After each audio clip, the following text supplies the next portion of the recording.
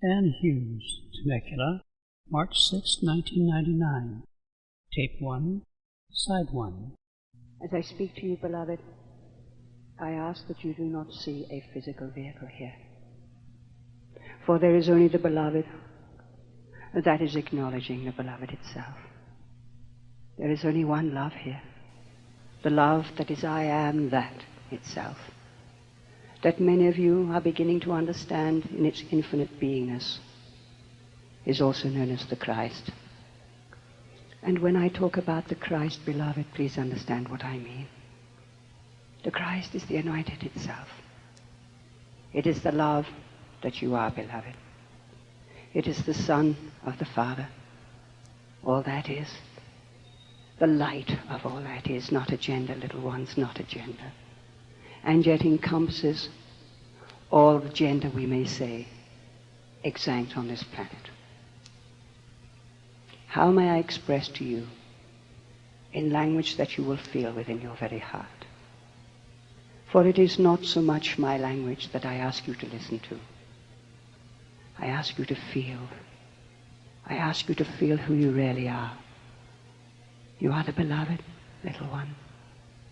You are the beloved that came on a journey, for all that is, to undertake the most incredible journey of consciousness itself.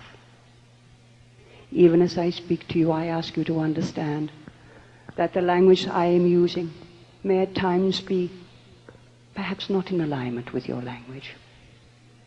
It is not in any way to negate how your language may and how you may perceive your expression of beingness here. I ask that you understand, even as I talk to you and refer to a name or an expression called the Christ, that it is not for me a particular linear path, whether it is called Christianity or religion, whether it is a Buddhic path, whether it is what we call a Krishnic path. Now please understand when I am saying this to you, why. It is to say that all those paths to the divine which you have been walking, for so many of you that you have been searching, are based in what we will use historical language. They have been based in the search for humanity to remember who it is more than anything else. And they are all honored in my eyes. They are all honored in my heart. For I am looking at the beloved that has come from every race, color, creed, every civilization and every culture, in all the expression of mankind on this earthly planet. I ask that you understand also that as you are looking at this being here, in, we may say, the physical world, in the journey of this soul, there has been no path of any sort, not in any way to negate the spiritual or the religious or the philosophical or the ideological paths that man has chosen to try and remember who it is. It is to say at the same time that this has been based on a historical perspective of the mind more than anything else. So if I use language that does not appeal to you, I ask that you bear with me, little ones. I ask that you feel my heart as I am talking to you. For in no way, little ones, will I ever negate the being that you are, no matter how your perspective or how your perceptions have taken place in the search for your knowingness, in the search for remembering who you are and why you are here and what it is all about, and why for you there have been so many challenges in this incarnation. Never mind if you have memories of some past incarnations, dear heart, in what we call, as I say with fun, the drama karma that we wrote on this planet. Now, let me begin, little ones, in perhaps conveying a concept more than anything else. Listen to the expression concept. It is not so much for you to come into a perception. It is a concept, and it is a construct that I am working with in a language that perhaps will accommodate for you and for hundreds and thousands what is within your knowingness taking place on this planet, beloved. There are two agendas happening at exactly the same time. You are soul. You are soul of the infinite, all that is. You are of God. You are not God, but you have God within you. Please understand what God means in consciousness. God or Brahma or Atma is all that is, and it's beyond explanation. And yet you have within your very facet, within your very beingness, little ones, that facet, that beingness of God, that creative consciousness, which you have brought with you on your journey from all that is, from the light, from the unmanifest, from the unknown itself. And therefore you, whether you will understand what it is about intellectually, for that is almost impossibility. Intellectually is simply a paradigm of consciousness more than anything else. For you to fully understand what is happening for you at this moment in time is an impossibility intellectually. But you know within your hearts what you're feeling, what you're yearning for, what you have been striving for, little one, what you have been searching for. That God, that divine love within your beingness that you know and you so much want to convey and to honor in another little brother now. That you are now realizing it is for you perhaps the end of separation in consciousness. So let me journey with you. Allow me to be your companion at this moment in time as we journey along this path, little one. You have come as soul. You have come to expand all that is in a journey of consciousness. The consciousness, little one, is known as planet Earth. It is a beautiful being. She has a most exquisite name called Terra, called Mother, called Gaia. She is a manger, and she is a crucible of love itself. She is a magnificent field of consciousness. She is a mother of Creator itself. She is the manifest state of all that is in what we call a physical consciousness. The planes of matter, the planes of creation. Creator remembering who it is in its outpicturing or its manifest state. And what a magnificent bejeweled being she is in all her kingdoms. In her magnificent diversity, in her nature, how exquisite. When you see the hummingbird as it flits in the air and does figures of 8 so fast that you cannot see, and yet stays there. And then you hear the call.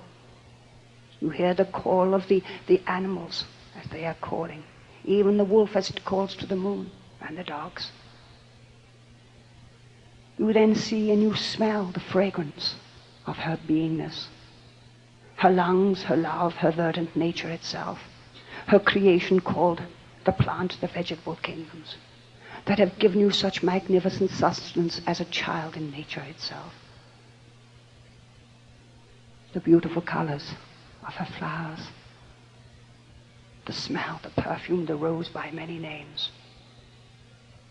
And then you have the magnificent mineral kingdoms. That is your beautiful base.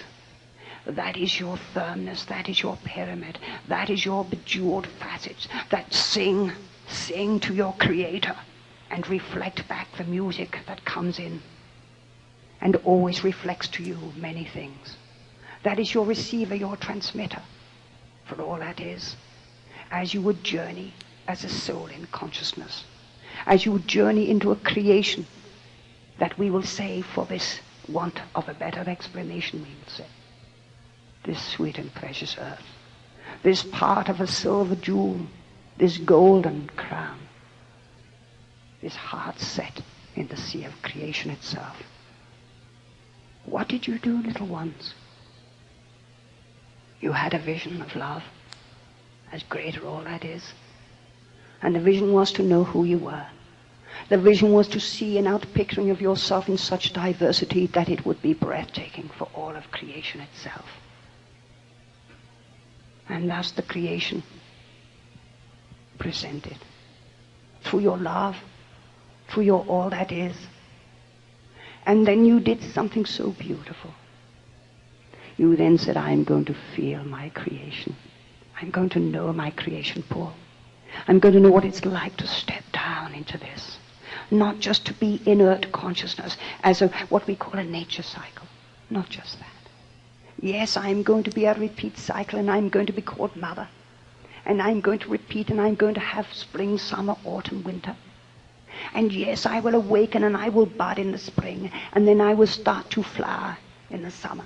And yes, then I will come and perhaps disappear into my soil again and go to sleep and wake again. And thus I will be cyclical in every sense of the word. But there was more. You wanted to play in your grounds. You wanted to play in your kingdom that you had created. You wanted to play, to enjoy as the child itself. The divine child that is going to join with nature child itself. That is what you did. You came in and you stepped down in consciousness itself. And the consciousness was creation. The consciousness was the firmaments, the stars, the galaxies, the planets, the galaxies, the universes, everything. But you said, let's come down even further. We are looking at this. We are seeing it all. But let's be in it itself. Let's walk in it. Let's actually hide ourselves in nature. Let us be spirit that is going to hide ourselves in nature itself, that is going to hide ourselves. Let us play hide and seek with ourselves even. And you've had lots of fun playing hide and seek. And the hide and seek is 1 minute as I am that, and the next minute I am certainly am not. But all is well, little ones, all is well. Now, bear in mind, in this outpicturing of creation as well, everything is thought. Now, when we say that this is thought, it is a reality. Because thought is consciousness, little ones. Don't forget that. So you are real. You are created in its thought program, or in its thought consciousness as well. And it is a reality. When people say to me that everything is Maya and illusion, I say, dear hearts, the only Maya and illusion is not knowing who you are. That is all. And you've had lots of fun trying to forget who you are more than anything else. No, normally, as I will say, called I am not. Now, dear hearts, these are the agendas that we are putting to you at this moment.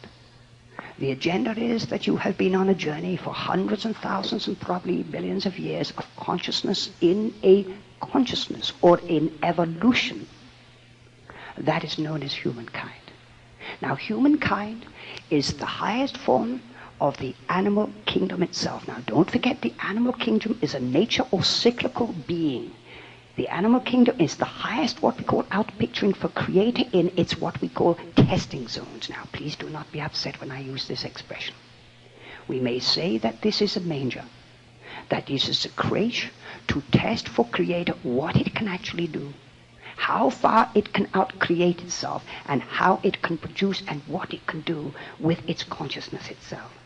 So this has been, in some respects, a most fascinating crèche. It has been a seeding for future co-creator. This is what it's been. Co-creator is consciousness, but not just consciousness on one level, but physical consciousness to eventually walk in full realization of divinity itself. Or we may say the eventual spiritualization of matter itself. So many of you are aware now as you are awaking that it's more about realizing that you are waking up as spirit in matter. You as soul went on a journey, and you have had sometimes a very soulful journey, we may say, even in this incarnation. You have been less than amused that you have been waking up. Why? First, the agenda is soul. You said before you came in this time, beloved of my heart, we know what is going to take place for this little planetary being. Why? Why did you say that? Bear in mind, every single soul, every facet on this planet is and knows what is going on, even whether they are conscious or not. Don't forget this. I'll explain this in a moment. Before you came in, you knew there was a collective decision of consciousness. You knew that you were going to awaken in matter itself, that you had been sound asleep as somnambulists for hundreds and thousands of years. You had been what we call engendering the highest form of the nature kingdom, which was the repeated cycle, forgetting that you were soul in matter, forgetting that you are consciousness that stepped down in yet another consciousness or a dense consciousness and enclosed yourself in that consciousness. You fell sound asleep, and all is well. Now, in falling sound asleep, what you did also was predicate your existence on a repeat cycle. And that is what many of you now understand. We use the expression universe or universal law of cause and effect, or the karma drama, as I prefer to call it. Because you see, karma is predicated on the outpitching of your thoughts, forgetting who you were. Now, because your energy, what you put out, must always come back.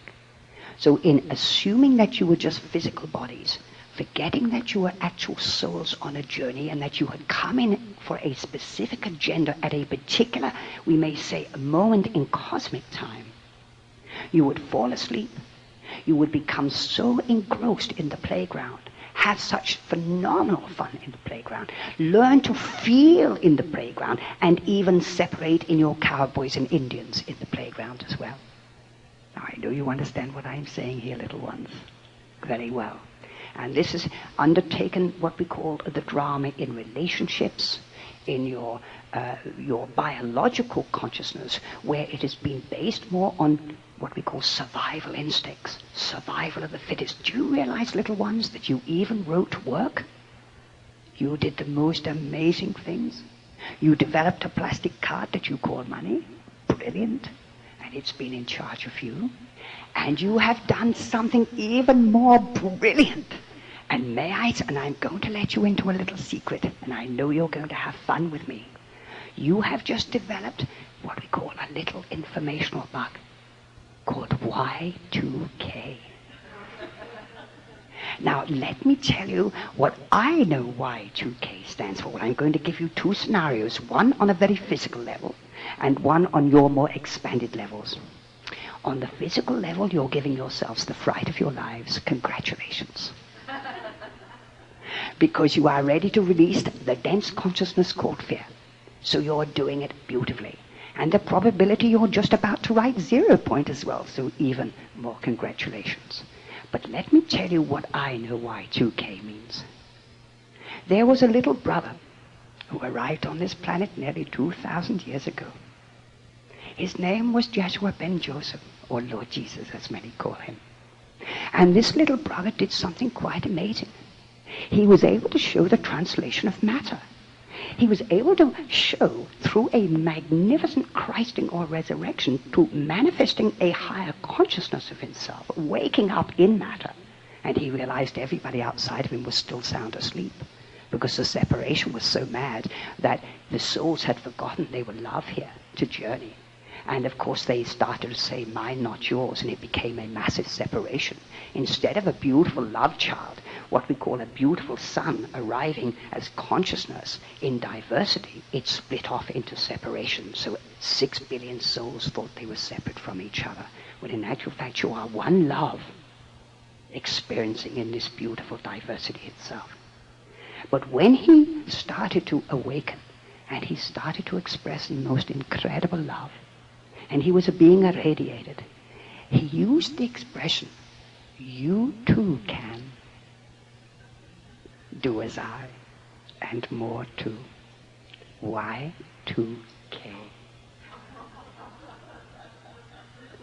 Now I am going to suggest that we start using that properly. Y2K. Because what he did in his great love and his effulgence, he showed love walking on this planet. He showed you who you were. Even when everyone said, wow, you're amazing what you can do.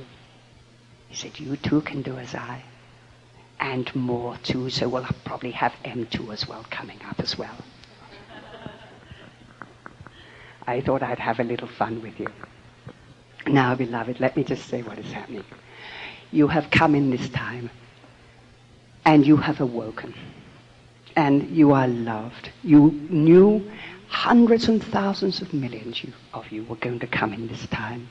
Now, we have to say to you very clearly that when the souls first came in, and the split off took place, we may say the separation, the consciousness split so phenomenally, that in coming into a journey into the physical plane of matter, which is this beautiful creation, whether we call it the mother, because she is the beautiful, what we call nurturing principle. She is nurture, nature, and creation. That is part of creator as itself. The unmanifest part of creator is the divine will, which Joshua kept talking about, my Father, or the divine will was his, what we call more expanded self, or his macrocosmic consciousness. Now, we are saying here very clearly that there was such an incredible split-off of consciousness here, that in experiencing the physical pole here, in coming into physical nature, our propensity was to over-identify with our form so powerfully, so incredibly so, that we thought it was the reality. The form was based very much, we became so engrossed in our, we may say, our dense levels, or I call it our 3D levels, which many of you will know that I use the expression sex, power, and money. What a wonderful expression to use.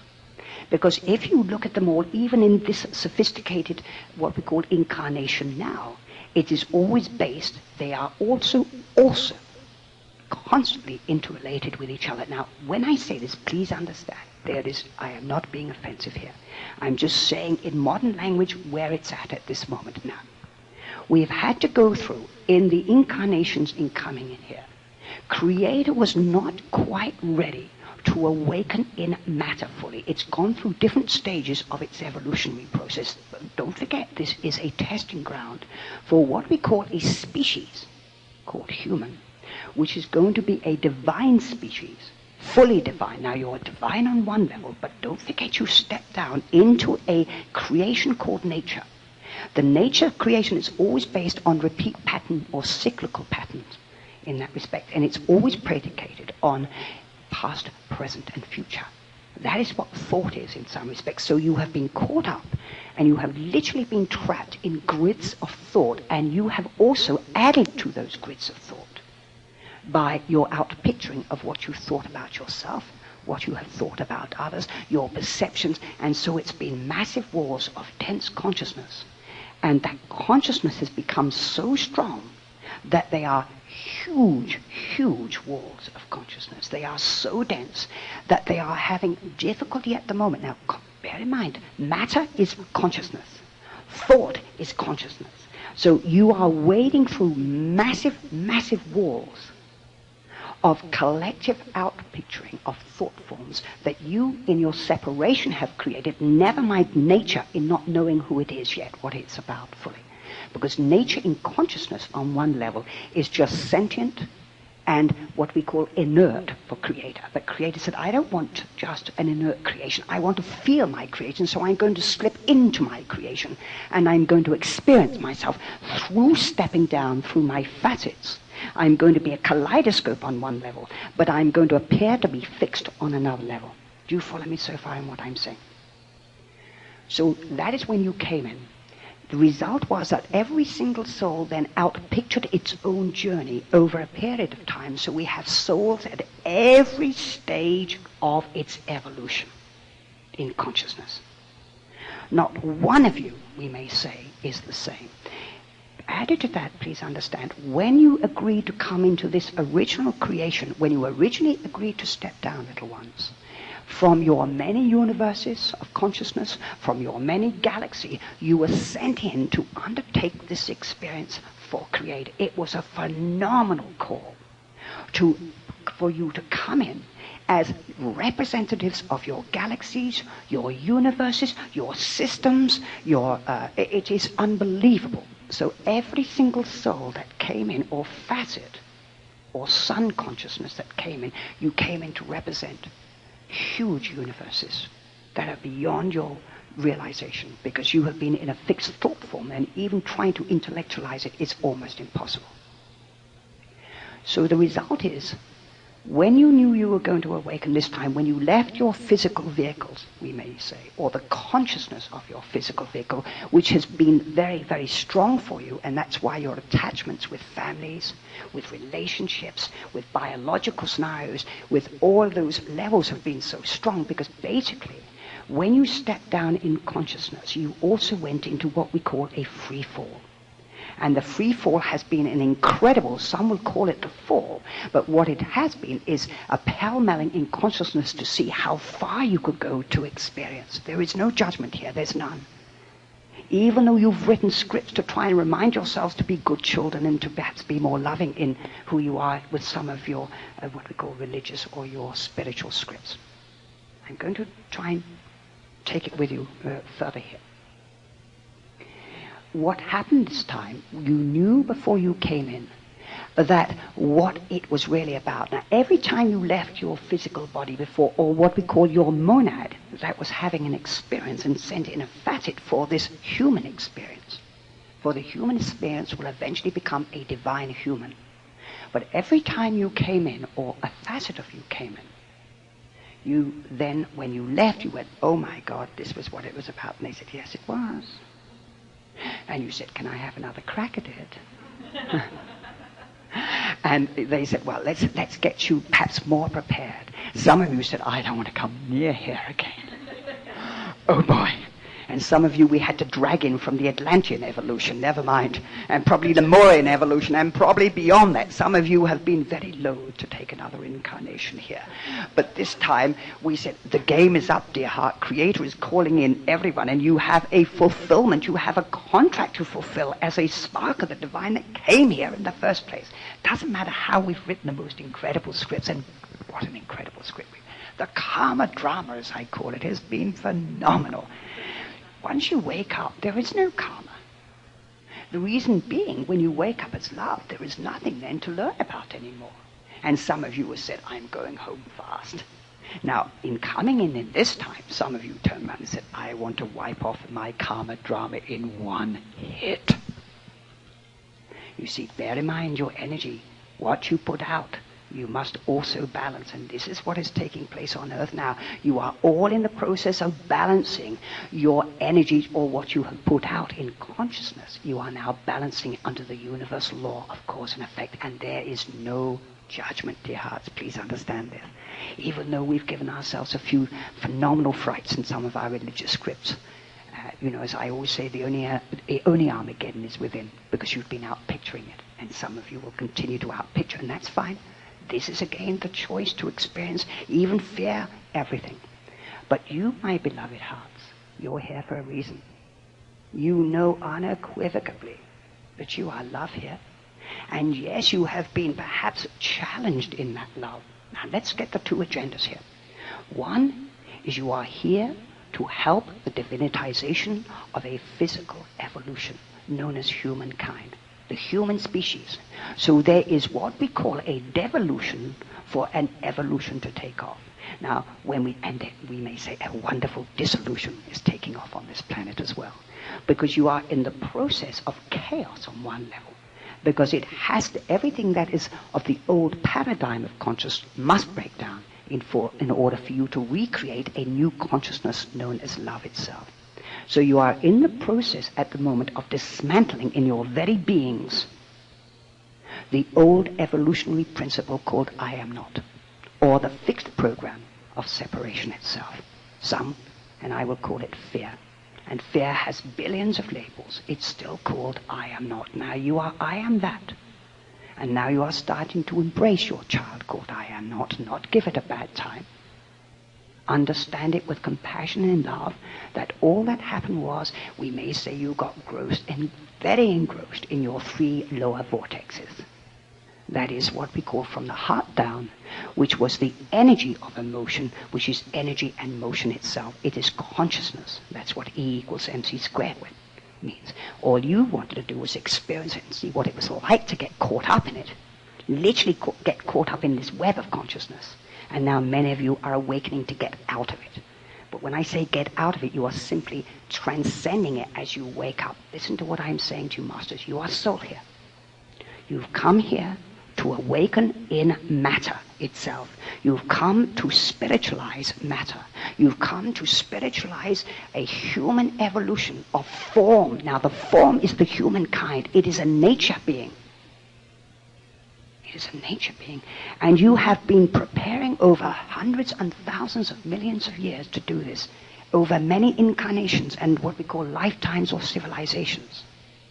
Now, some of you are remembering The old consciousness, even as you're waking up, some of you are now multidimensionally recognizing your multidimensional fields of consciousness from whence you've come, and that's why many of you have been getting signals from your multidimensional fields of consciousness, because you are unified field theories as well at the same time. Even our scientists are starting to get it. Wonderful.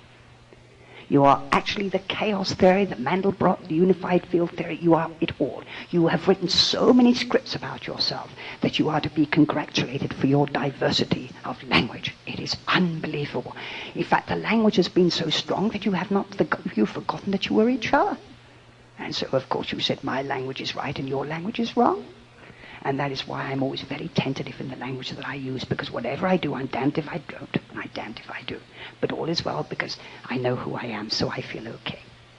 Now, let me just tell you. So what you are doing here, beloved of my heart, and we're here to have fun with you and to honor you who you are. You are so now choosing to awaken. Now, you heard me say that there are hundreds and millions who are not going to awaken. Why? Because the script has been so dense that we may say the soul has not been able to get its form's attention. It has not been able to get its physical body's attention, because the soul has not been able to awaken fully and get the attention of the life stream, whilst the life stream is constantly engrossed in its dense, what we call out-picturing, which is based normally on fear about the money, fear about the relationship.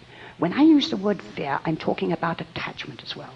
The codependencies that you are also famous for on this earthly planet, including with your beautiful animals as well. So, because most of the time, you very often have a very close relationship with your animals because you don't trust your own species. Well, I can understand why. I can understand why. I say this with love and honor in every sense. I'm having fun with you. But again, because this is a phenomenal thing that's taking place. So let us get you with your agendas, masters. And when I use the expression master, I mean unconditional love for all. That is all that means for me. Master is unconditional love itself. Now, we are simply saying to you that you have chosen now to awaken. As you have been awakening, in your awakening you have been coming down what we call the normal linear paths, the historical perspective of God, which is being placed as an outside deity where you wrote God in your image. Now this is to be understood because at the time you were in historical or time frames. You are in what we call frameworks of time, past, present and future. Now many of you are realizing time is out, literally. 0 point is also a latest buzzword, because the time buffers are being released in what we call this program of evolution itself. Nature is being formatted to another stage of consciousness, basically. She's being reformatted. Now, the reason why many of you are getting phenomenal resistance, even within your own body vehicles and in your thought forms, is, please understand, be patient, little ones. Be patient with your wounded child, your own child. Be patient with your mental child. Be patient with your emotional child. Don't shove it down and deny it. This child has been here for hundreds and thousands of years and has been doing its job, we may say. Wanted a firm base of form. All that happened is form now is having a difficulty relinquishing that consciousness. That's all. So your cells, your DNAs, your RNAs, every atom, atomic principle, every positron, neutron, you've got hundreds and thousands of names for that as well. You are in resistance of your consciousness, we may say, because every part of you is your outpicturing of consciousness. So it is to understand that as many of you have been awakening, those who have been outpicturing with you are not in step with you. Please understand this, little ones. Because if your language doesn't fit their paradigm, they are going to have a problem with you.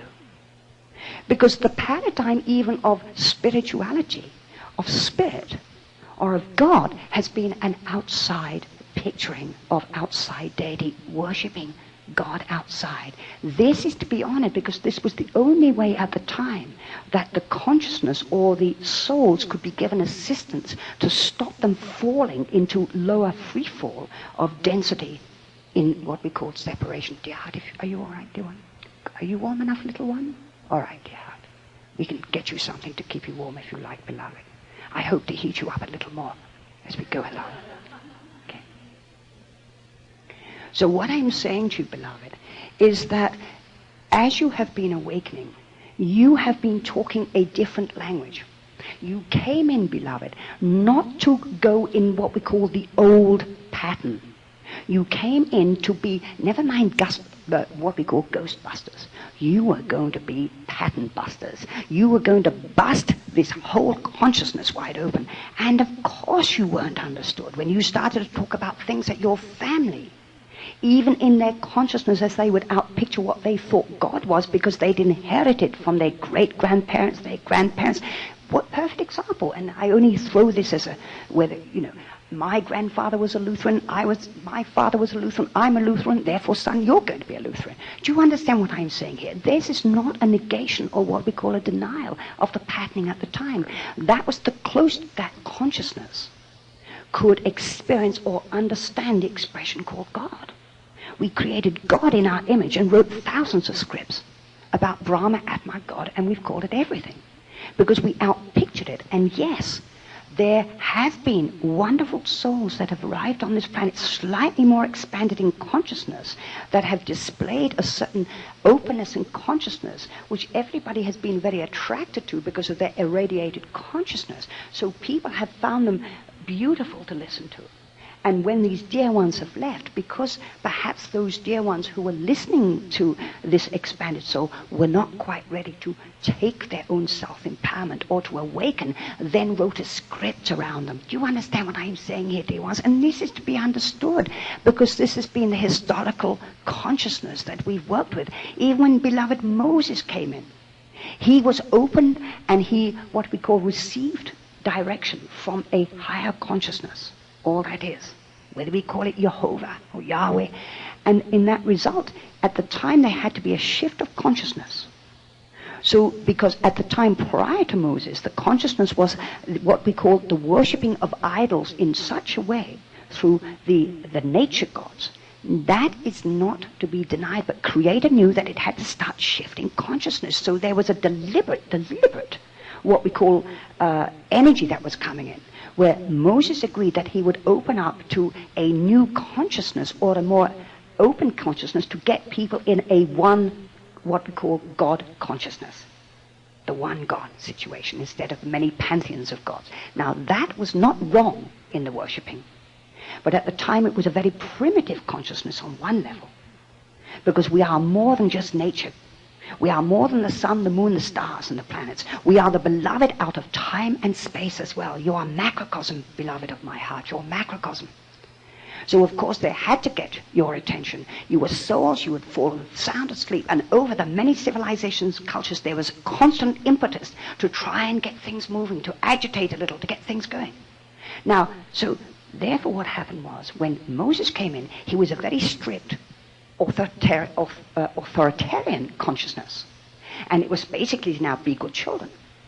That was the script that was written at the time for the collective consciousness, because it wasn't quite ready. Then something took place, much later, and that was when Jeshua ben Joshua, and I'm only giving this dear one as a contemporary consciousness because of the incredible memory around this being. Now, the reason why there is an incredible memory around this being. It was not about the religion. He had nothing to do with religion. It was the religion that was written round him subsequent to him leaving. So again, we understand this was the consciousness that admired a being so much that in the memory of this dear one was such that then those who were there trying to remember wrote it in their imagery of how they perceived it, and again, it's to be understood, and even killed each other in the name of beloved Lord Jesus, which is an incredible consciousness. But again, that is part of the what we call the primitive consciousness. And there is no judgment here, and there is no what we call righteousness. I don't believe in any of that sort of stuff. There's no wrongness or righteousness. What I am saying to you here is Jeshua came to dismantle the old paradigm. That's why he was a threat at the time. Because he was going to show that we were more than what we call body form. He was going to show us that we were love, that we were consciousness known as love, and that we could and he was going to show us what we call a resurrection of an evolution. That's what this was about. He was nothing to do with religion. It doesn't matter. Yes, a devotional religion took off around him, where it took off around beloved Buddha. Bless his sweetheart. I mean, Buddha walks in about 600 years and starts to prepare as a slightly more expanded soul. He's aware that something doesn't seem quite sort of, if I use the expression kosher, I hope nobody's going to be upset, but that it's not quite as it should be. He's unaware that there is a plight of humanity. He's born into a consciousness or into a family of princes, of royalty. He's even unaware that there is what we call something that is what we call duality outside of him. He doesn't realize that there is the have-nots, and what he has no idea. But something within him stirs, and then he discovers what it's about. But what he did was to try and help people balance the right, what we call, when he talked about right action, right speech, the Eightfold Path. What he was doing at the time in his consciousness was helping humanity, or those who were ready to connect with this consciousness, to help them, what we call, in a moral consciousness. Now, when I use the word moral, I am not talking about moral in the eyes of man, right and wrong. He was trying to help people to understand that there was a heart consciousness that would not want to hurt somebody when you knew you were loved, that you were more than you thought you were. So he was doing his best at the time. But then Jeshua then decided to come in, or the facet of Jeshua came in then to present the next step of evolution for this planetary consciousness, the human evolution, to eventually be God-man, because that's what human really means, God-man or angel-man, God-being. He came in to present it. He woke up like everybody else, but the consciousness, as he awoke, thus his multidimensionality took off. He journeyed to find out more about who he was, just as you have, beloved ones. You've gone all over the planet, many of you. You've been down many paths looking, and you're on it. We know that you've been to a number of sweet shops and workshops and goodness knows what. And we have fun with you, and we know that you try to see if you could find God through your crystals or your tarots or your astrology or what else, but we don't mind. All is well. All is well. This was all part of what we call cultural consciousness, about picturing and trying to remember, and all is well. But he came to show an evolutionary process.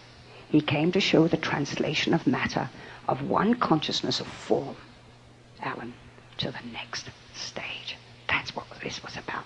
That was his soul agenda. That's your soul agenda, Master. Because that's why you're here now. He came to show it, he prepared it, and it was amazing what he did. When he actually translated, he was still in form, and he showed his form, but no one could touch him 3 days later, because he was still vibrating at that atomic principle that was so fast that nobody could actually touch him at the time. He had translated one form into a higher, or he spiritualized matter itself.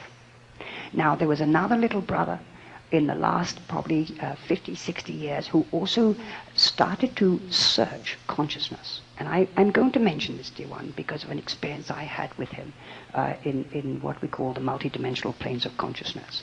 There was a little brother called Sri Aurobindo who worked with another dear brother called the Sweet Mother or the Mother. Sri Aurobindo's consciousness awoke within him in such a way that he searched consciousness itself. He knew that there was more than nirvana and what we call samadhi. In the past, through all the yogic principles, through the great Eastern philosophies of the experience of God, thank goodness we had the Eastern philosophies that respect, through the Vedas, through the great Upanishads and the great Bhagavad Gita and Mahabharata and all of these great texts of consciousness. We had many souls in the East, because the East of the consciousness in the East is passive. So it held the consciousness of passive love, even though there perhaps was an inclination to over-identify with what we call the karma or the fate in some respects. It does not matter. There was not what we call a fundamentalist attitude or an aggressive attitude about Brahma or Atma.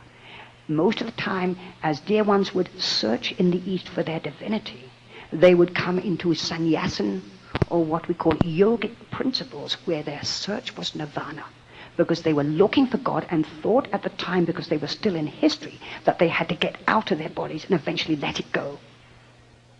And of course, that was then the search for nirvana and the search for samadhi itself. That was very important at the time. It was very, very important, because it was the only way through some of these beautiful leaders, through some of these sweet brothers who have held the consciousness in ashrams, who have let many of you, even in this incarnation, sat at some of the feet of some of these dear ones, the serious ones, I mean, so not the more glamour ones, but the beautiful, very serious gurus here in the East. And some of them, like Yogananda, came over to assist as well in the West, and a few others. What I'm saying to you here now is that Sri Aurobindo started to become aware that this was not the case now happening. He knew something was on, and his consciousness was opening up very powerfully for him, where he went into what we call the consciousness known as integral yoga that he wrote, which had nothing to do with any linear spiritual scripts, none. He opened up to consciousness, and he got taken in and was shown the most incredible density of consciousness that we had accrued as a collective thought form of consciousness. In our outpicturing, forgetting that we were souls here on a journey that were to awaken in a what we call matter or a form principle and divinitize and take it to the next stage of evolution. Do you follow what I'm saying here? Good, good. So what we're saying to you here now is that Jeshua Ben Joseph did it 2,000 years ago and actually showed it and prepared the way to warn us of what was going to take place. And that's the Y2K is so prevalent at the moment. Okay. I love to have a bit of fun with this. Every time anybody asks me about this, oh my goodness, you too can do as I, and more too probably as well. What we're saying here now, we understand what you have been challenged with in this incarnation. We understand that when you knew you were coming in, and billions of souls said, no way, we're not ready for this one. And they knew they weren't, because they were still very engrossed in their density, or what we call their low Side 2. pyramid. Very firm. I want it firm. So that when I take off to the next level, it's not going to disintegrate. It's not going to fall apart, but it's going to be a firm base. This is matter. So we had to over-identify Gillian with matter. We had to. Yes, because of our rationale, our minds, the rational part of ourselves created materialism in the last, what we may say, 50 to 60 years so powerfully, because we had to increase our mind or our manners. But because we were still in history, we over-identified with our rational part, which is the mind, in our linear historical and what we call intellectual perspective, where even after the 2 world wars, what did we do? We started to accrue more wealth. Why? Because we felt deprived. We were still in our, we must have more. We were still in what we call a survival instinct, dear ones. Please understand this. It's most understandable what's taken place here. We were in a survival instinct. So we were then over-identified yet again. Get a good job. What did your fathers and your grandfathers say? Get a good job. You've got to have more money. You've got to have more insurance. Insurance against what, I always say to everybody. But again, it's to be understood, and it's not in any way an abrogation or arrogation of what has taken place. You have been challenged, and you are going to increasingly be challenged. Some of you are pushing through beautifully. Now, when you chose to awaken, many of you knew that you would be talking language that you didn't realize it at the time, but some of you, when you knew you were coming into the script again, only this time you were going to awaken, we warned you and we said, we will be with you all the way. You may not remember, but we will be with you. Now, when I use the expression we, please understand I'm talking about your multidimensional ascended host realms, your great ascended brotherhood, the brotherhoods of light, your great galactic brotherhoods, your great ascended host, your celestial and your archangelic, energy fields. They are phenomenal fields from whence you step down. Most of you, when I say that, of the monadic part of you, is in realms of consciousness overlighting this experience for this piece of creation, for this evolutionary process to take place of a human species. You came in to do it. Now, we also said to you, right, we are going to show you your human script that you will come into, and you went, oh my God. And we said to you, sweethearts, we had to call you that. That was the only way we could coerce you to come back in again. We said to you, sweethearts, please understand this. Don't forget, this is not a negation of your family. These dear ones, many of the souls, are still in firm, fixed patterns. They are in grids of consciousness. Please understand, this is a fixed grid of consciousness for this evolution. It is historical. Now you're going to bust the history wide open because you're going to come to what we will call now, and many are calling the end of time itself. Not the end of the world, an end of a consciousness. There is going to be a releasing geomagnetically even of time buffers that you as an electric spark have been held in what we call these electromagnetic fields of consciousness. Please understand that. And we said, but they're going to make you strong because you're going to go completely the opposite way. You are not going to follow what your parents want you to do. They are doing what they feel is right by you. From their emotional, because we've been in an energy of E equals mc squared, energy in motion, and very emotional we've been, and worked most of the time in our outside picturing of seeing ourselves as forms so powerfully, where our form was seeing this dear brother outside of myself and saying, I've got to have him. He's mine, when in actual fact we are each other. Do you see what I'm saying here? Our picturing was so sunk that we got caught up in what we call the animal phase of mating, dating, as we say. There's nothing wrong with that. But it was so powerful that we forgot that it was not to fall in love so much as to be in love itself.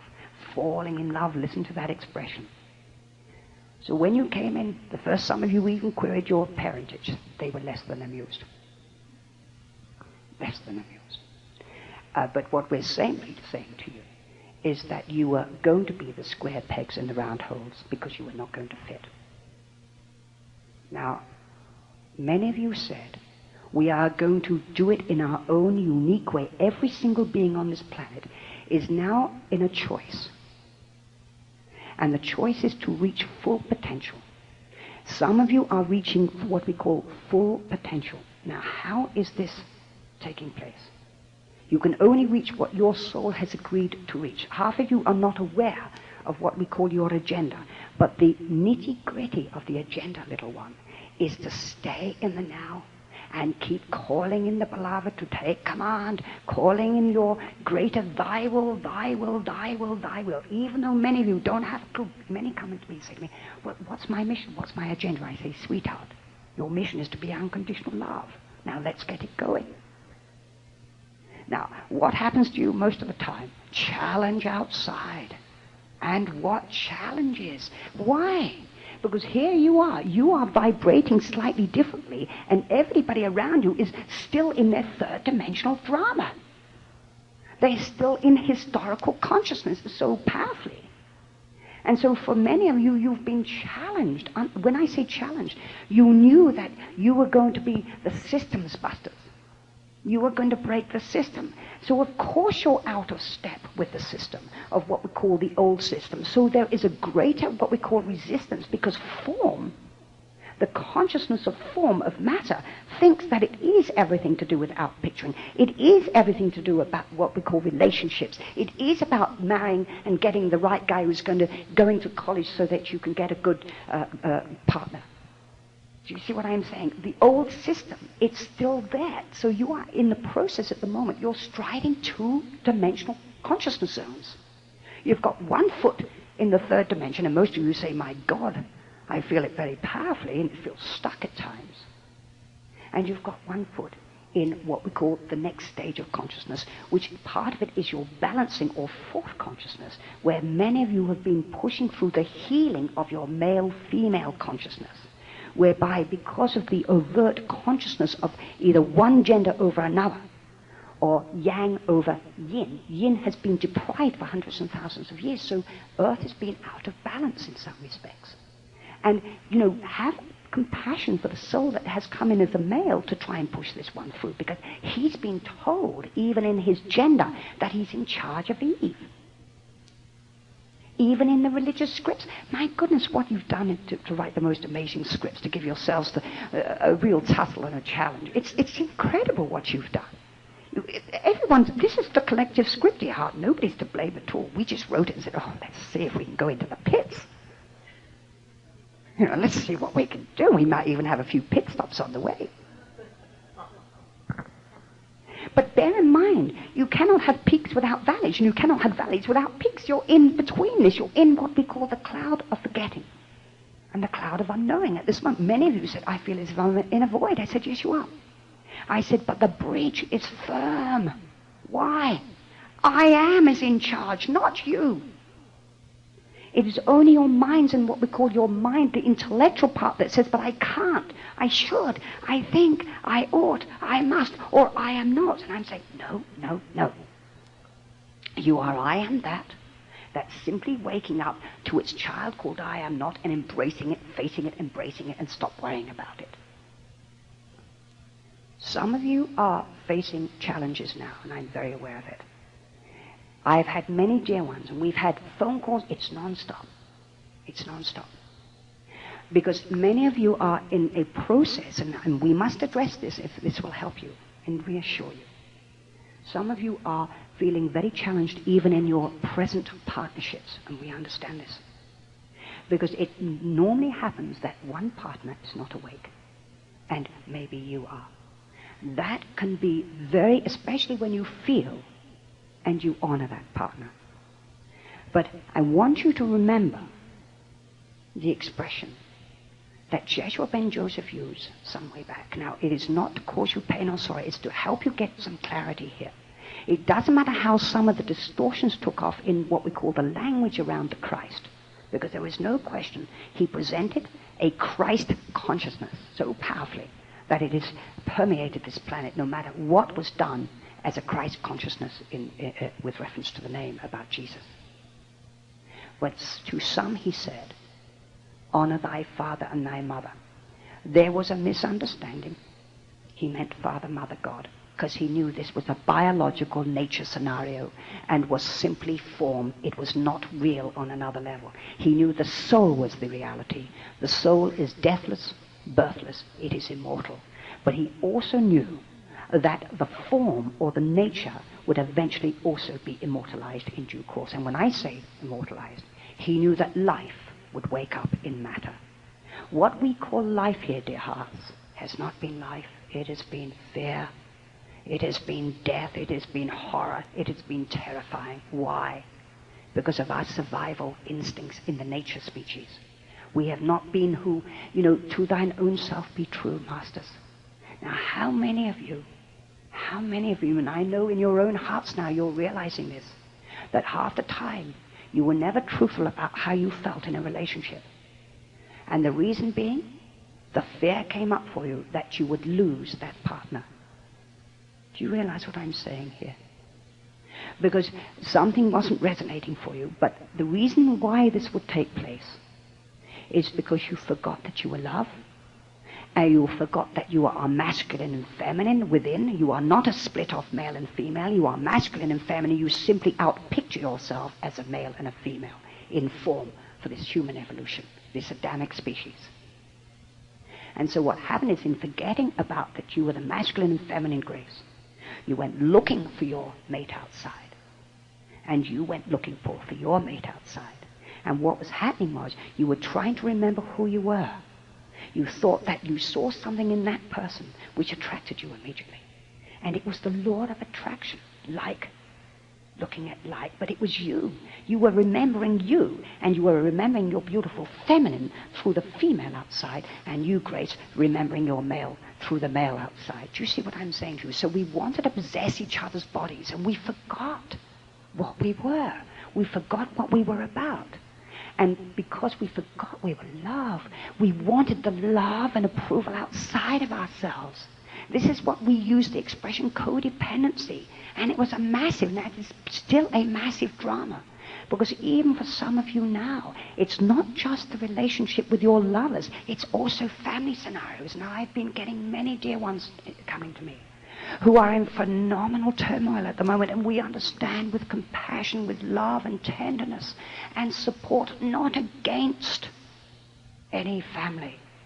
But some of you know that you know it's not about, some of your families are asking for justification as to why you're different to them, why you're talking about spirituality totally different to the way they talk about spirituality, why you don't phone them as often as you used to, why you don't come home for Thanksgiving all the time, why you're not still engendering the same historical pattern which they are unaware of that they're in, because they're not yet awake, dear hearts. So they're in confusion. But all you can do is, again, love cannot defend itself. You've woken up its love. Joshua never defended himself, even in front of the Sanhedrin, even in front of Pontius Pilate. Why? Because he was love and he knew he was looking at love. There was nothing to defend. Even though he knew the outpicturing, did not know who they were. So he could not defend himself, because it would have been a denial of his higher self, his Father presence, all that is, which was steering him as love in the physical, which is what you, dear ones, are in that process of now engendering. Some of you are going to walk as full Christs, Buddhas, and Krishnas on this planet.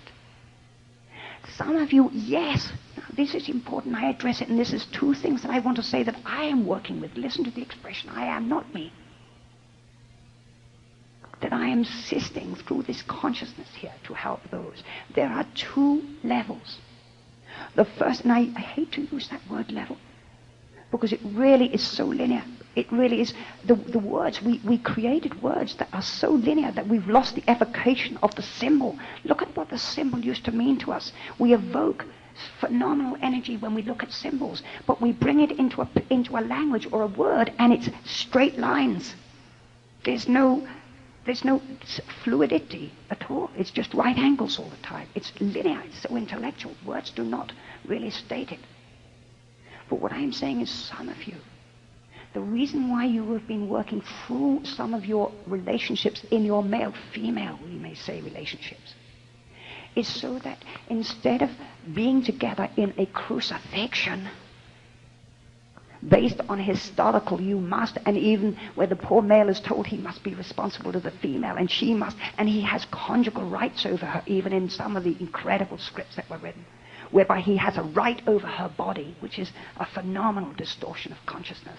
But we understand with love and compassion. We're not knocking the male. We're not knocking at all. We're simply understanding the scripts that you as a collective consciousness wrote in your animal natures, we may say, your lower natures, your dense consciousness of out-picturing, in trying to remember your love and looking for your lovers outside, wanting somebody else's love, wanting, and then not being able to let them go when they no longer said, I don't want to be with you anymore, fighting to keep them when they didn't want to be with you anymore, because they wanted another journey with somebody else. But again, up came the fear, possession, greed.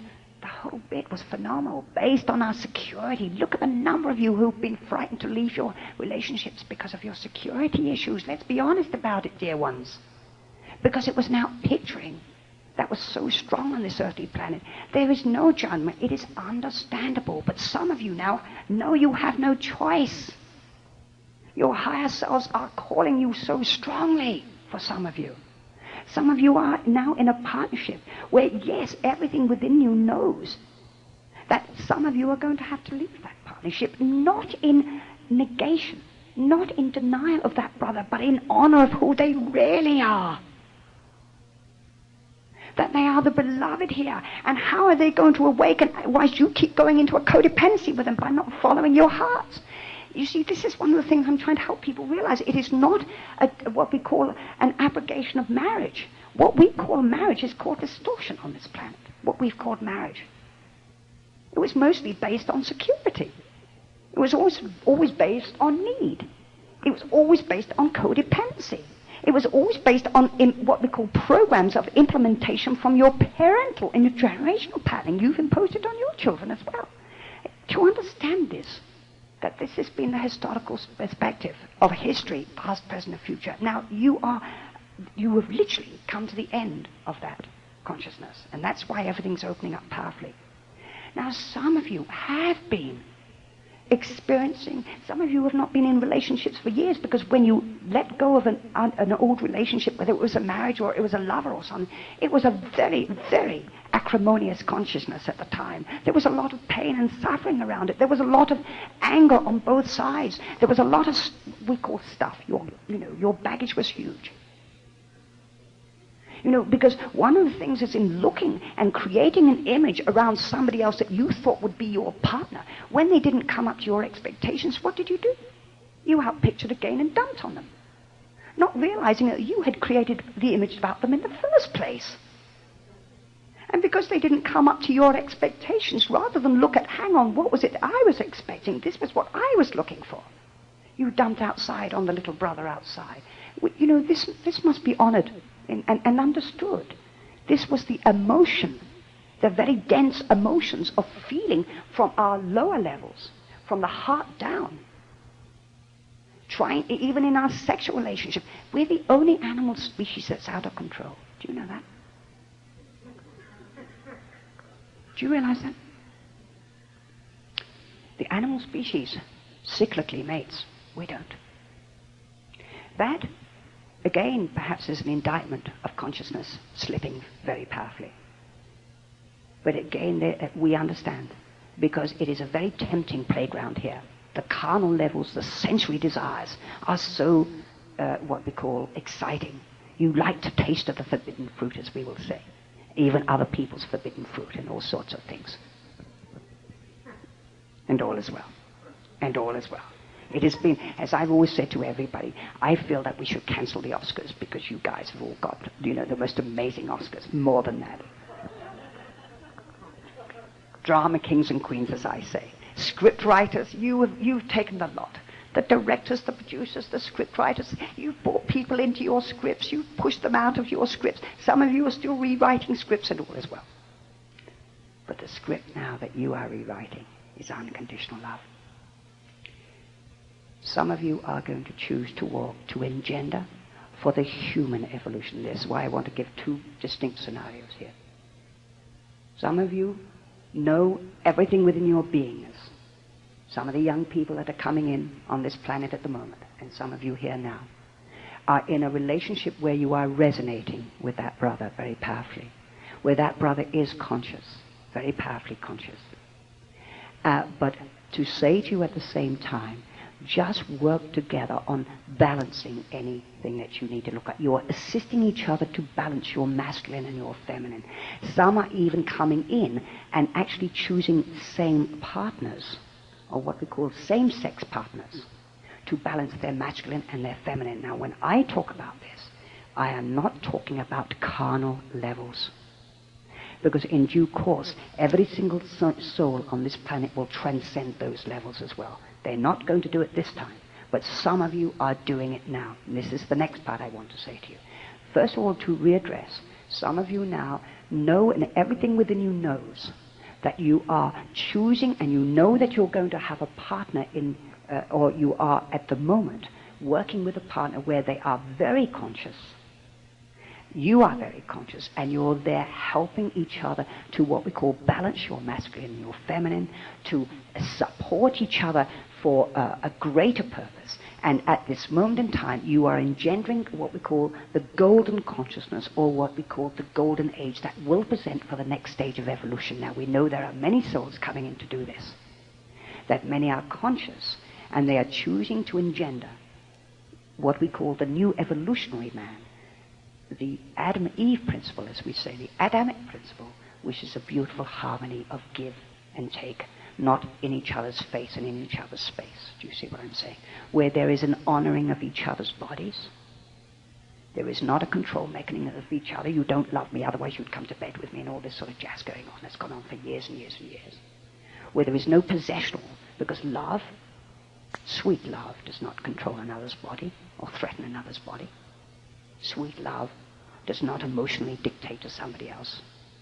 Because as this balancing is taking place, and it's because of people like you, hundreds of millions of you, that have consciously been what we call challenged outside to push through, that you're now holding or starting to hold a critical mass of consciousness, which is called balance. It's starting to happen. It may appear still that the drama is still very strong outside, but the critical mass that many of you are starting to present, is very, very obvious. And there is a massive awakening around this planet.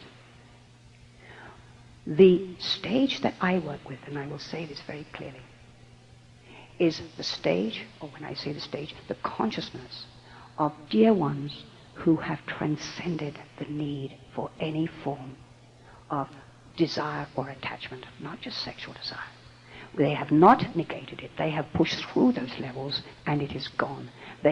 Those chakras have been what we call transcended. When I use the expression desire and attachment, I'm talking about the fear about money, the fear about the attachment, where you've woken up as love so powerfully that everything within you knows that you're here on this earthly planet, but you're not of what we call the human consciousness, which is based on out-picturing or fear outside. You understand what I'm saying here? Some of you are choosing and have come to walk as Christed beings on this planet, fully Christed, whereby there is nothing in you. Now, when I say this, many of you are aspiring to God. You're in relationships and you're aspiring to God, and we understand this. Only the beloved knows what it is going to engender as your full potential in this incarnation. Please understand what I'm saying here. Only you and your beloved are in line with each other. Most of you are not conscious, are not aware of what you're going to engender, but everything within you is aspiring to the divine consciousness. You're aware that there is a shift in evolution. You're aware that you want to engender the love principle on this planet. Some of you are going to engender in physical relationships because you have not yet chosen as souls in this incarnation to transcend those levels, because you still have desire for a relationship, and this must be honored, or desire still to worry about your money, or still some form of desire about your property, or you want your latest Maserati, or this or that. Now, when I say this, at no stage am I negating the enjoyment of material, of enjoying the material. I walk on this planet, but I have absolutely no attachment or detachment about what I'm doing here. And yet I want for nothing. You see, I have no problems if anybody wants to hand me thousands of dollars. Dear hearts, I'm perfectly happy to accept it. What I am saying to you here, I have no fear whether it comes or not. There is nothing in my consciousness that is concerned, because my love in consciousness is such that my only aspiration and consecration is to serve the will of the Father and to be used whatever way that consciousness wants to use me. Do you understand what I'm saying here? Now, many of you are starting to move into that level. Many of you, whilst you're occupied outside, you cannot accept what we call accept that consciousness, because the beloved says, you're mine or you're going to be mammon's for the time being. Now, when we use the expression God or mammon, again, it is not to be offensive. Every single soul on this planet is in choice at this moment. Billions will continue with mammon. Now, mammon is the fact that they are not yet ready to wake up as love, and they will still be in their, what we call their duality principle. Some of you are in between those stages, and we understand that many of you, as you have been calling in God, we understand the challenges and the fear about the money, because it's been so strong, little one. The consciousness that we wrote about the monetary things, about the security, you've engendered it. You've come in over lifetime after lifetime, or in your collective consciousness through generational pattern. It's in your codings. So, of course, it's in resistance. And, of course, that fear comes up for you, especially when outside of you people say to you, well, you can't just walk around the planet like this. And you say, yes, I can. They say, but you can't do it. Well, what they're saying is, I can't do it. What you've done is triggered their fear. But it is not to cause them distress. That's not the idea. All you are required to do, when people say to me, what is my mission? I said, you're not here to convert, you're here to transform. Listen to the difference. I've only come here because I'm invited. Love is only ever invited. I never go where I'm not invited. There is nothing for me to convince. I know who I am. But as I have been invited to talk here, I will speak. And you, as I always say, I honor you all, and you can accept or you reject, and I will have no problems of how you feel about me because I know your love. So I have no problems about it. There is nothing that needs from me love and approval outside of myself. Do you see what I'm saying to you? Your agenda, dear hearts, whatever way you're going to reach your full potential, which your beloved is in charge and decide when it wants to pick you up in your full potential, it's just to allow the beloved to journey you. When people say to me, what can I do to help? I say, sweetheart, it's not your help we want, it's your consent. Surrender and allow. Put up your hands. It's that simple. Because you see, as we're moving in this transitional process, and you are all engendering uniquely, wonderfully, and are totally honored in what you're engendering, again, there is no judgment. Listen to what I'm saying here. Every soul on this planet is in a choice.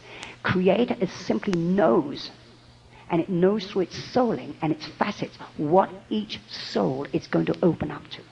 That is all you are required to do, is to open up in the aspiration. And therefore, you don't have to worry, how am I going to do it? It's to let go of seeing yourselves as a label, because a label is always separation. So I'm even here to encourage you all. When we talk about the Holy Spirit, or we talk about the great all that is, or the great infinite consciousness of love, the Christ, the Buddha, the Krishnic consciousness coming in, what we're saying to you is let it pick you up. All you have to do is open up and ask for it. But I will promise you that when you say everything is thine, then Creator will compel you to be sincere. So I ask you to be very careful what you ask for, dear hearts. Be very alert at your thoughts as well, because your thoughts are instant thought is instant get now, because the time buffers in what we call our consciousness of the geomagnetic grids are moving out at this moment. We are moving in, even in our geomagnetics, in consciousness for this physical mother. She is releasing her time grids at the moment. So as we've been putting out energy, we will get it back very fast and very quickly. It doesn't take hundreds and thousands of years now. Look what we've done in the last 50 years in technology. It took hundreds and thousands of years to reach that stage. That'll give you some idea how fast we're speeding up, because you are pulsing on one level at a much faster rate, a vibratory rate, because this is the beginning of the resurrection of a planetary consciousness. But each one of you is also choosing your own resurrectional consciousness, and some of you are choosing an ascension as well. Now, perhaps this is where I need to delineate the difference, if I use that expression, between the ascension and the resurrection. Every consciousness of Creator has a right to transcend itself, whether it is through a planetary sphere, an atomic principle, whether it is through a galaxy, a star system. Every planetary, or what we call physical consciousness of Creator in its out-picturing or its creations, goes through evolutionary process, as we will say, or evolutionary shift. It's always what we call a devolution for a revolution, or an involution for an evolution.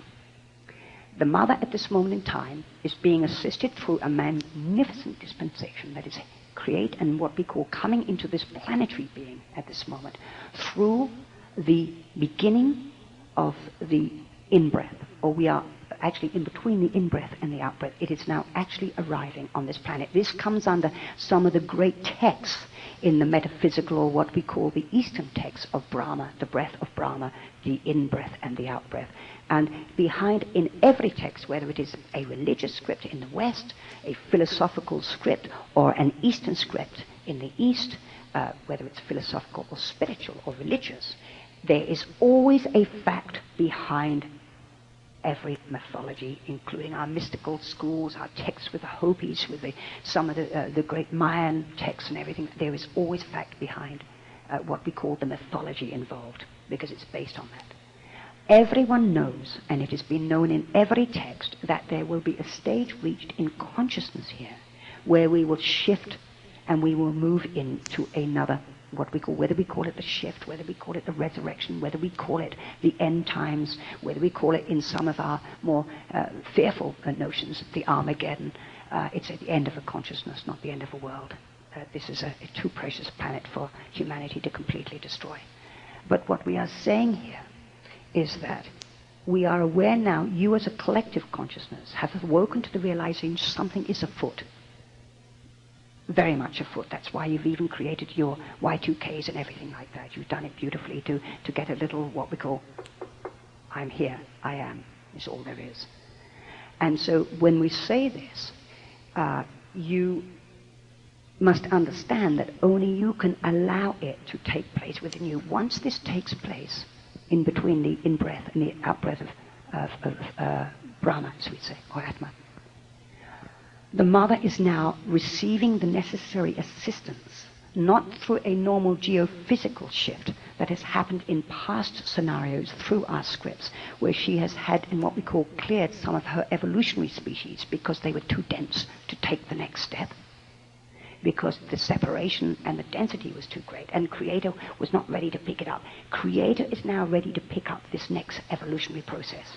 And so we are receiving the most incredible outpouring of grace on this planet. And that's the reason why, as this light comes in, understand the fear of God must come to the surface.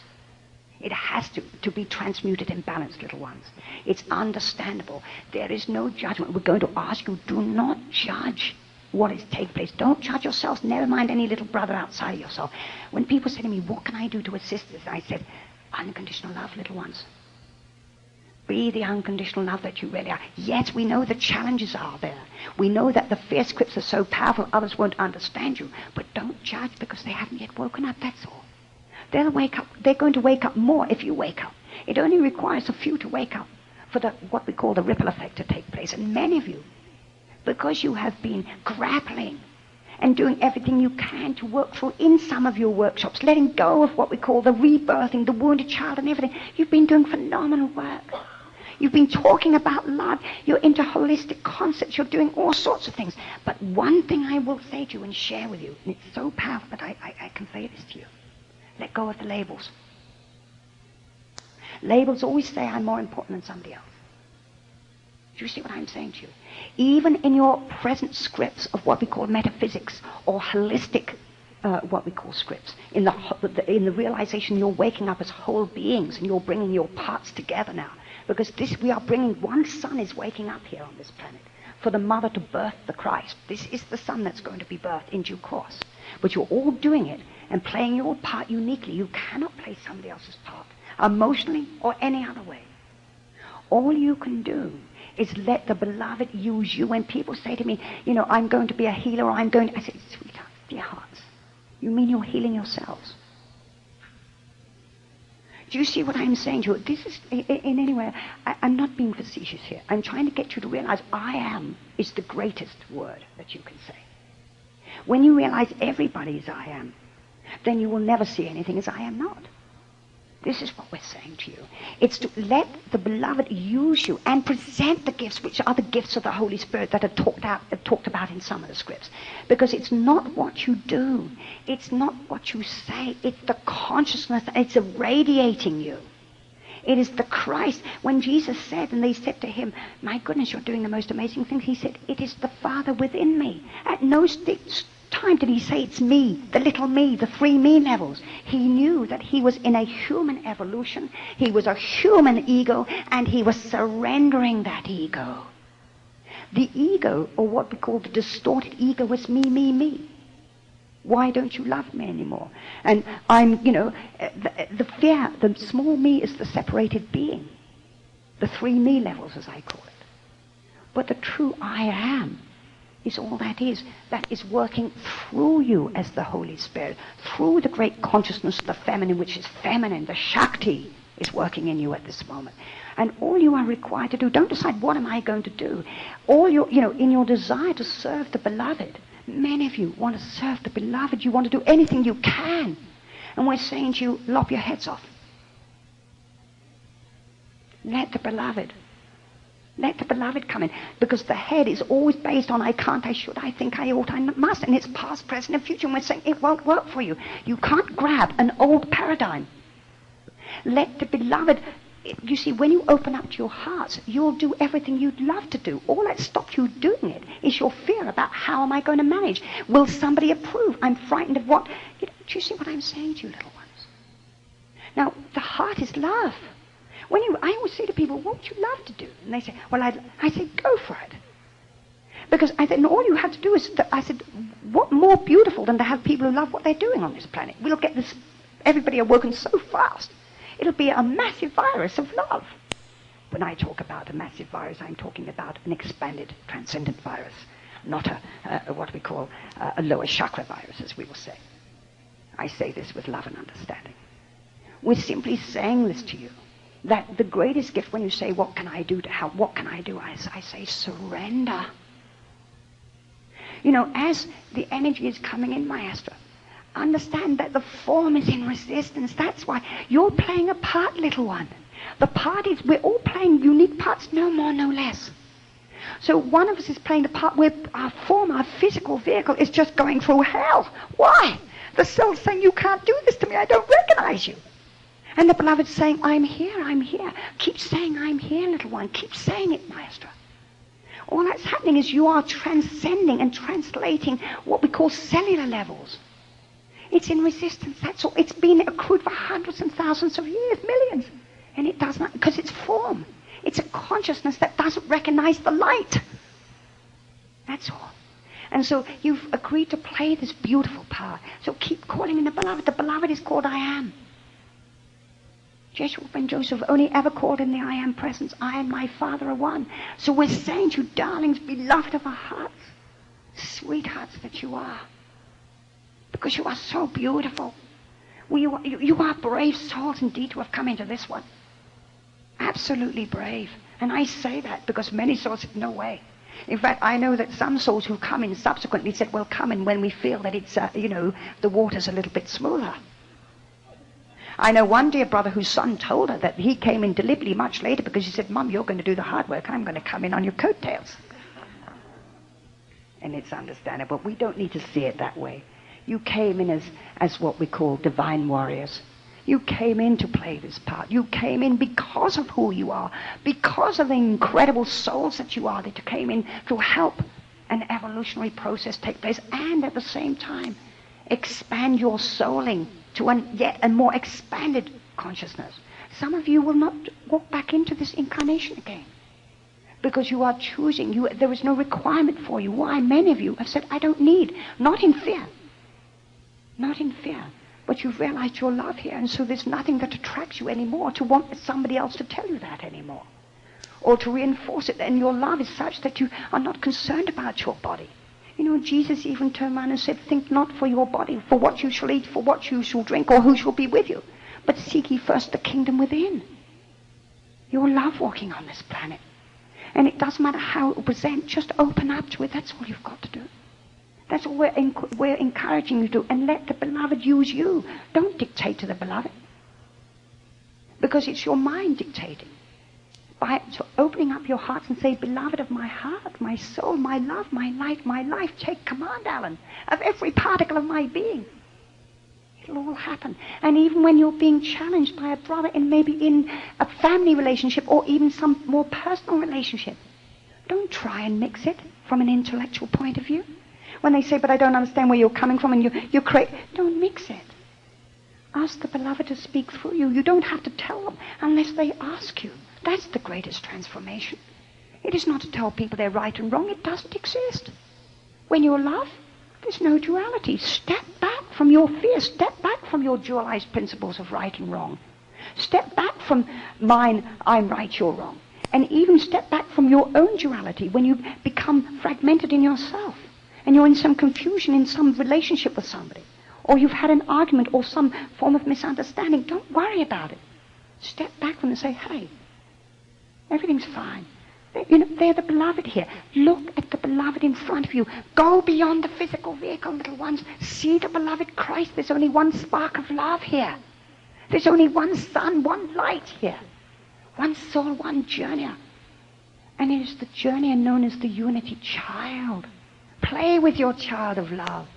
Honor your little child that has said, I can't, I should, I think, I must within you. And understand why your out picture may present the same scenario with somebody outside of yourself.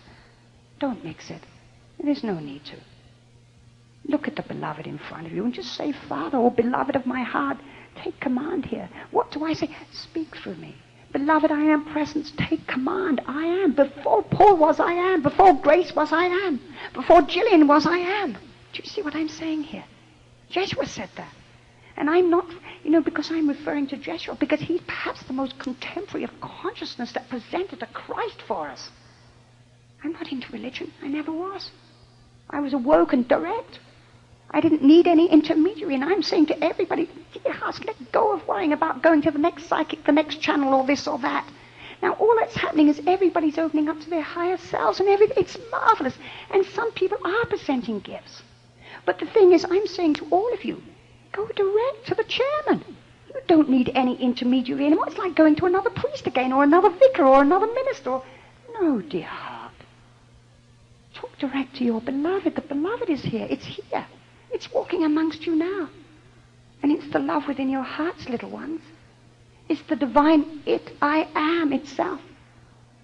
I am my beloved one. I am that I am. Ash is amongst you. It's you. You've woken up as spirit in matter. So join matter with love, not in fear. Matter is a beautiful form that wants to be transcended. The nature kingdom's relying on us for this. Every kingdom is within your consciousness. It was not to have control over the kingdom, it was to have dominion. The dominion meant to help assist this beautiful creation to another level. And you're the highest form of the nature kingdom for it to take place, because you're self-conscious. That's why. That's why. You're so loved. You will, I promise you, when you call it in, everything will take place. Let go, let flow. Let go, let God. It's only when I say lop your heads off, just stop. Don't let when your mind wants to come in. Say, oh, hang on a minute. Say, you're the past, sweetheart. I'm now. I am is now. Understand. Again, you've been able to let go of your emotional energies of the past to do with all your misunderstandings and your families and your relationships. Many of you are understanding now that it was just what we call the old karma jama, that was all. And now you've healed that, so there's no more karma to incur, or what we call. Because unless you can close a door with love, you'll get the same mirror coming to you no matter what it's about. Because you've put it out. And we simply say, you're just in a beautiful balance, and you're in fourth conscious now. You're balancing your masculine, your feminine. You're balancing your dualities, your right and your left brain, your yin and your yang. You're now moving into a trinity. Step back from any duality that comes up for you, whether it's through someone outside or whether it's your own struggle within a fear. Say no. Embrace your little child, beloved. Marianne, embrace that little child that comes up for you every now and then. I'm fine and say, hey, sweetheart, hold your solar plexus and say, hey, did you know we've left the kindergarten? We're fine. Don't shove it down and deny it. No. Reassure it, but don't indulge it. This is what I'm saying, beloved. Don't indulge it. And so, as I said, for many of you, you'll know when you're in love with God. And I really mean this. Many people are saying to me, how will I know when I'm in love with God? And I said, well, first of all, God's not an outside deity. But you'll realize that God is within you, or that love is so powerful within you, where you will know there is nothing for you that you want anymore. There's nothing for you that worries about your family anymore. You've realized you're looking at the beloved. There's nothing for you that is fearful about the money anymore. Where you do not have any thought for your body, for what you shall eat or what you shall drink. But all you keep doing is saying, God, God, God. Where every second and every moment is self-talk. Thy will, Father, thy will, thy... When I say Father, not gender, it's your divine higher self. Your mother is here now, you holding you as the child in its creation, its nurture, nature, and creation. It is your mother. The mother is your heart holding you as the son in surrender to the divine Father. I am that, the unmanifest, which now is macrocosm wanting to pick up its little microcosmic child and embrace it in its love being. That is when you know you are in love, not falling in love. Falling in love is when you're in agony for somebody outside of yourself, little ones. And we understand that. That is the emotion or the density of the nature kingdom, and we understand that. And some of you, yes, will continue to what we call have relationships, but you will present beautiful relationships of the male-female to awaken and bring a beautiful consciousness of a soul who's going to have the kickstart that it needs, instead of having to go to therapy because its parents were so screwed up, as we would say.